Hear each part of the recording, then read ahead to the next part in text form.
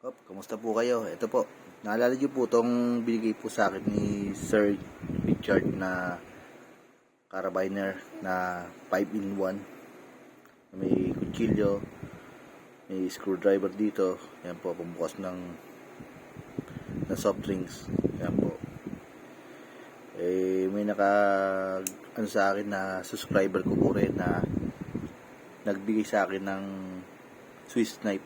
Swiss knife po binigay niya sa akin ngayon. Ito po yung binigay sa akin Swiss knife para sa kali daw magamit ko pagka-hunting. Yan ho, tama-tama po. May mga padagdag po sa ating koleksyon sa pagka-hunting ng mga survivor knife. Yan. Ito po. Ay na po niya pabanggit ang pangalan niya. Salamat na lang sa iyo, tol, na bigyan mo ako ng gamit mo na salamat. Ayaw mong pabanggit ang pangalan mo, salamat na lang. Sana mapanood mo itong video to kung nasa Quezon ka na.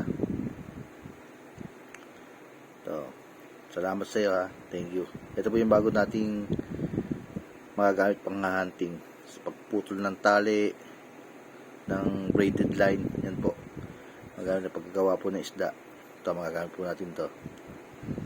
Malaking bagay po sa atin itong mga gantong mga kutsilyo. Hindi po natin ito gagamitin kung saan panghahanting lang po natin gagamitin to. Paghahanting ng talapia. Yan o. Yan po yun siya. Bali dalawa na po sila ngayon. Ito po pwede po isabit sa bag. Ito naman po sa sintron. Yan, may sabitan po siya dito sa sintron eh. Gandang klase po, napakabigat po. Ewan ko po kung ilang to. Mabigat po siya eh. Ito po rin, ganda po rin to.